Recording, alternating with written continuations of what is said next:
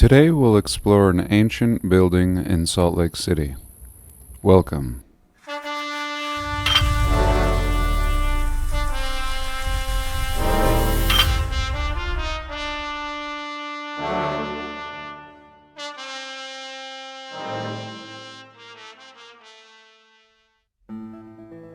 Hello? Yes, hello. I was wondering if I could get your help. I'm trying to locate a building behind the U sign. Okay, which U sign? The U sign just behind the hospital there on the mountain. The concrete U. Big block U? Yep, the big block, yep. Well, just further up north on the mountain there, you have like a structure, and it looks like a really old structure. And I'm just trying to research it, really, and it's so fascinating. I feel like everybody in Salt Lake's been up to that thing. Yeah, I'm not 100% sure, but I think it's an old lime kiln. That's about all that I know, if it's the same one we're thinking of. Okay, is that on university property? I believe so. Hey Joe, that lime kiln on university property, yeah, it is. It is? I believe so, yeah, from what I gather. How would you suggest I go about getting any information about that? Gosh, that's a good question. I don't know. Good question. I mean, was that built by the pioneers? Yeah, that's well out of my realm. I have no clue. Mm-hmm. I wish I had some more info. So do you guys? It's on your property, though. I mean, do you guys do any? Anything with it? Is it okay if the public visits it? Obviously, we've all been there at some point. Yeah, the most I know is that because I'm in the shop that maintains the buildings around campus, and so we go up there on occasion and have to remove graffiti. Aside from that, that's all the knowledge I've got. Is it historic? I mean, do you think it's gonna? Is it? It sounds to me like it's protected then, where you guys are removing graffiti. Yeah. So it is considered a protected historical. I don't know the current status, but if they haven't torn it down, or by now then it's got to be some kind of landmark. Do you have any idea who I might contact? I mean, how could we not know what this thing is? Charles, he's kind of like our historic buildings guy. At utah.edu. Actually, I just found his phone. So a lot of these buildings around campus are, like up in Fort Douglas and in Lower Campus around President's Circle. Yeah, we really can't do anything because we're on the historical registry. To go through him if we need to do any type of maintenance or repairs or new windows, new doors, etc. I see. Fall into the look. So he would know. He would know a lot of this old stuff. Yeah, his number's 801. Oh, great. I appreciate everything. What was your name so I could tell him you sent me? Oh, great. Thanks for your help, Tim. No worries. Yes, hello. Is this Charles? It is. Hi, my name is John. I was directed to you by Tim. I don't know Tim Kerr. It's not ringing a bell. So, in any case, I was asking Tim a question and he thought you may know the answer. Just above the university sign, there's an old historic building up there. He called it the lime kiln. Okay. The old lime... Yes, I know the lime kiln. Okay. And he said they perform maintenance on it and they remove graffiti. Oh, okay. But he didn't know what it was besides a lime kiln. Any history or... Sure. As fate would have it, your timing is very good. I actually have a photo up right now because I was just reading it, and I happily send that to you. That would be Would you wonderful. like me to email something to you? Absolutely. Okay. And I have an article that the State Historic Preservation Office, a short kind of blog posting, that they wrote not too long ago about the lime kiln as well. Ah, excellent. So it's a pretty interesting place. It's if you're ever in the area, it's only I timed it. It's only a 7-minute walk from the paved road to get up to the lime kiln.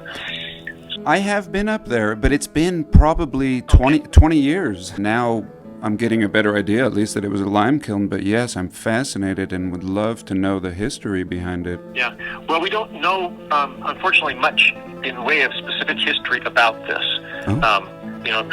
Clearly there were There were 2 or 3 lime kilns in the area. There's a little one at the start of the trail, little remains of that one. And but the State Historic Preservation Office has been trying to do research on it, but kind of coming up empty-handed with much information. But clearly a unique facility. Obviously important to early construction and a lot of other uses for lime. Mm-hmm. And so be happy to send these to you. That would be wonderful. That's amazing that we don't know that it's can we speculate that maybe the Mormon pioneers built it? Oh yeah, certainly. I mean, whether it was what kind of blend of church and commercial enterprise it was, I don't know if it was a blend. I wouldn't be surprised if it was kind of a major utility or infrastructure kind of effort. So I wouldn't be surprised if the church was involved in its early startup and things like that. Mm-hmm. This plaque, I was just rereading it today and learning some things that I hadn't heard about. I don't know, it's not footnoted, of course, but it talks about a bad rainstorm in 1908 that destroyed the lime that had been stockpiling, and that was kind of the end of the operation. I've been up into the quarry itself, and I just wondered if it got too onerous to actually mine the limestone, mm-hmm. which is getting too difficult there. It kind of goes deep, it looks like. In any case, be happy to send these to you. Okay, well, I look forward to what you send me, and you've been a great help. Thank you so much. Okay. Well, I'm going to send it right now, because otherwise it'll get buried. Oh, cool. Better do it right this second. Oh, excellent. Well, I sure do appreciate that. Okay, good luck with it. And that is how we get to the bottom of things, even though we're far from the bottom. This man led me to this article, a very kind man, and just as clueless as we are, having no idea what this structure is, besides a lime kiln, no history on who built it, when it went into disrepair, and I was tempted to ask him one more question, but I think the question is there in everybody's mind, whether they're aware of it or not. This baby looks ancient, and when we look at the path leading up to it, pretty worthless, seeming like this site has seen very little action for perhaps hundreds of years, and maybe this is what all of Salt Lake City look like. A very well-built structure in ruins. And here, just as he told me, they have recently put up some signage. And here's about the earliest picture I've seen.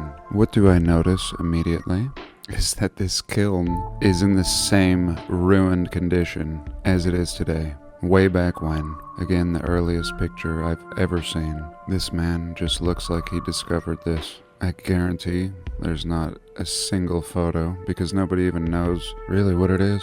And in reality, I think myself and most of us in this community know exactly what this is. An old ruin. So this land was donated in 1975 by Francis Brockbank. There were originally 3 lime kilns in this area, all constructed in the 1850s. So this is pretty silly. The Mormons just arrived. This would have been one of the first things they would have built. Already there's so many anomalies with the construction in Salt Lake City, including the temple and its surrounding buildings.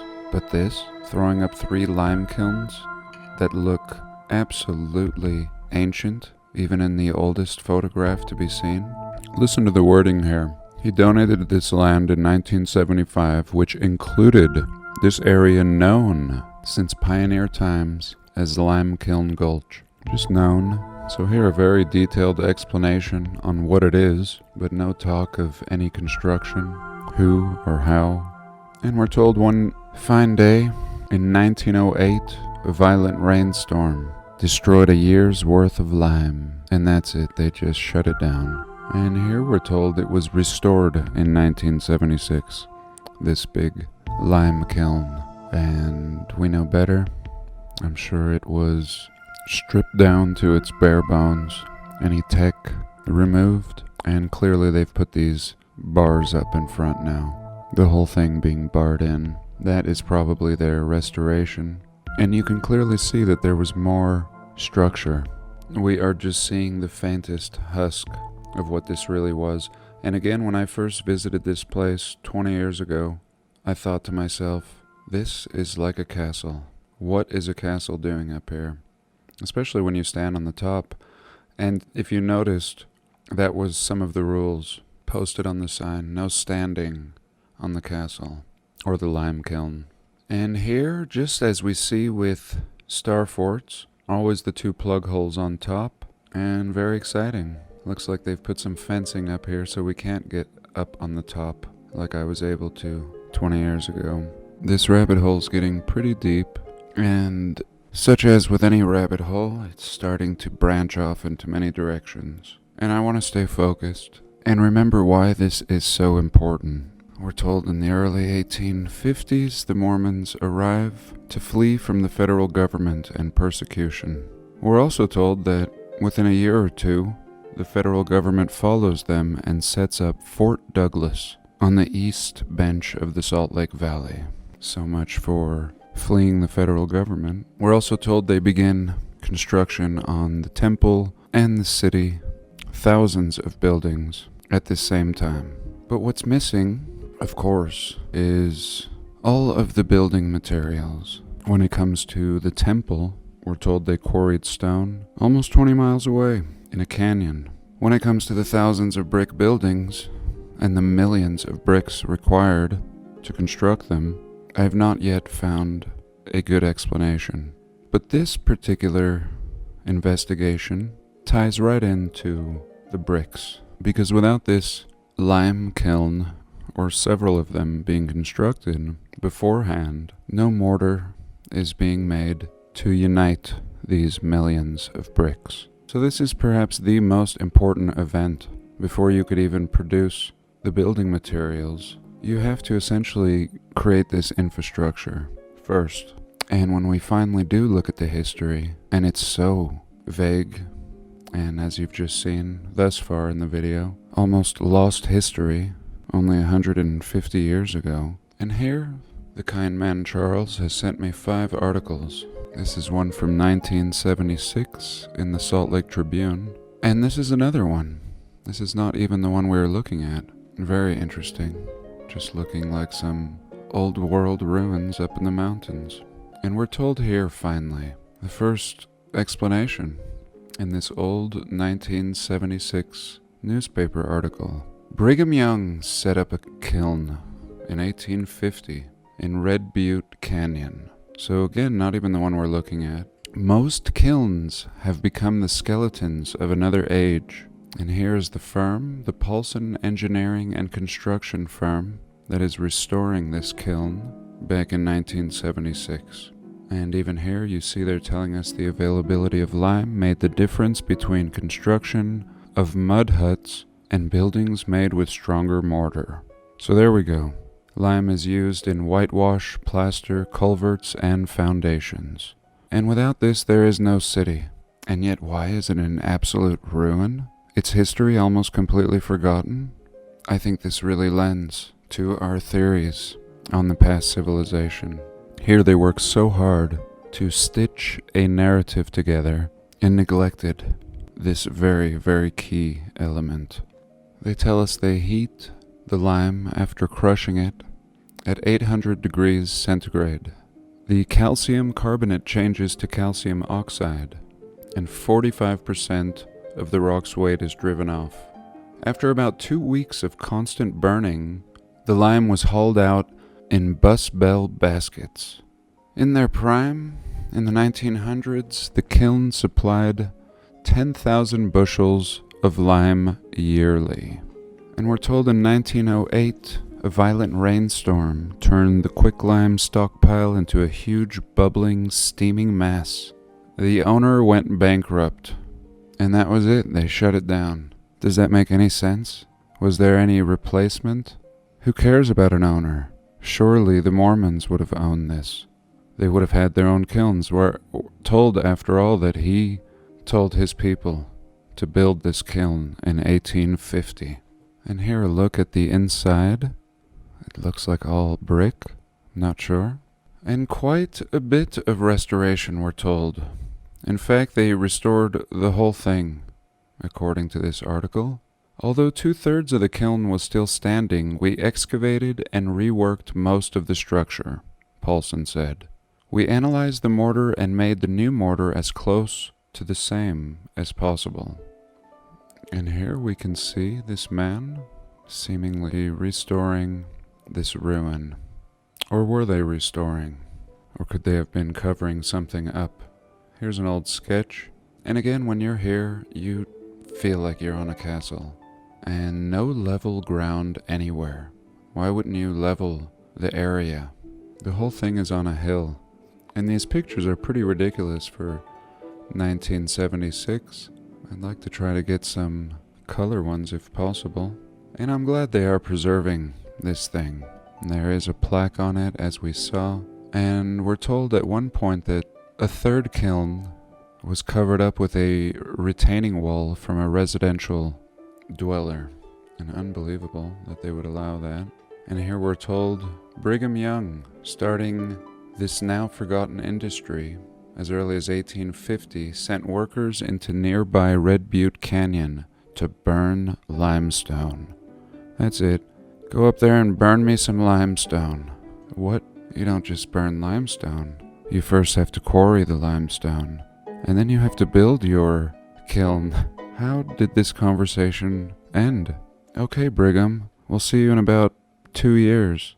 Meanwhile, everybody's waiting around before a lick of construction can begin. This is much more important than just sending some guys out to the hills to burn some lime. And this has now been turned into a park, the Bernard P.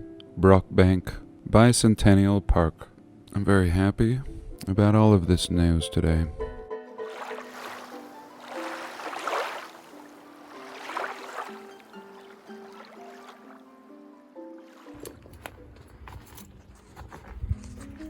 I was just going to come here and take some quick drone footage.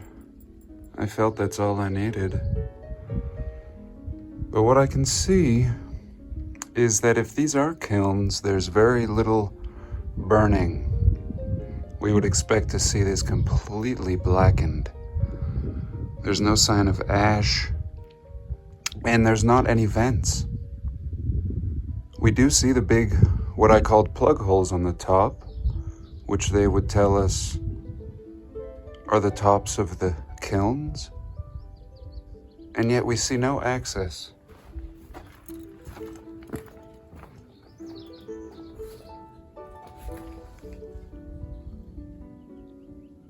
Maybe a little slit right there, but seeming non-functional. What it also seems like is this is naturally buried. These arches may have been up to 10 feet at some point. And now they're about 5. And this thing just doesn't make sense. The top of that archway is also the top of this interior chamber. And yet there's so much more building. If I step back, you get a better perspective of how much building there is. So, what is the real function? When I originally saw it, I thought it had something to do with water. I don't know.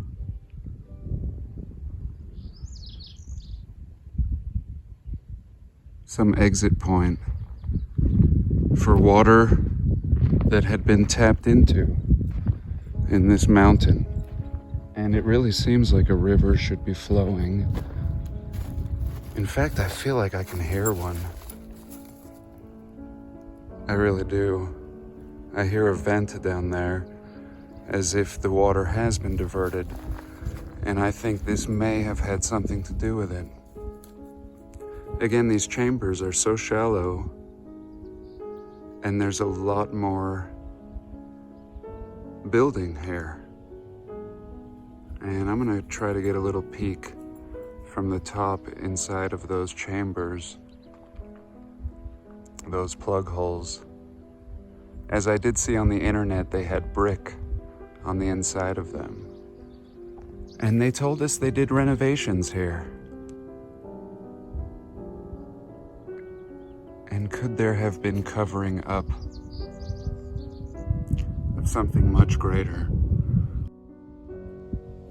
And I swear, just when you're done, the rabbit hole grabs a hold of you again. Here I am at the end of the trail. And I had read on the internet that there was another part of the kiln and it had been covered up with a retaining wall. Well, here's the retaining wall, and there is the kiln. There's a house up there. And way down here, below street level, there's the street. And down here is a buried kiln. Same MO of what we were looking at before. Unbelievable. And I think this lends to what I was saying. This had more to do with water, some kind of aqueduct system, than it did a kiln. Because here we have it spilling in to this duct. Chief, where are you? Oh, there you are. Come down here. Unbelievable. This is probably the most exciting part. This is the cherry on top.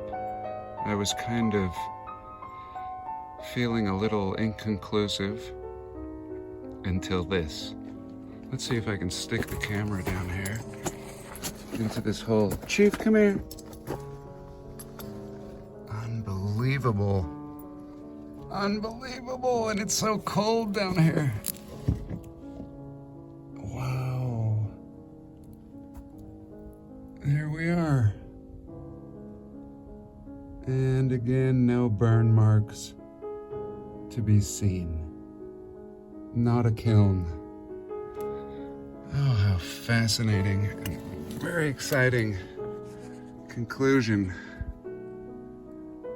And basically what we do see is this retaining wall is another building like we saw up there. And this is probably the condition it was in before they put their cheap repairs on top. And now this actually makes a lot more sense.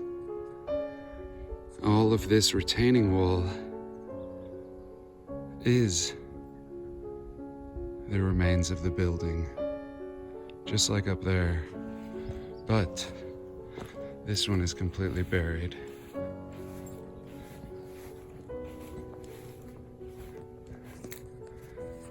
Let's have a look around this side.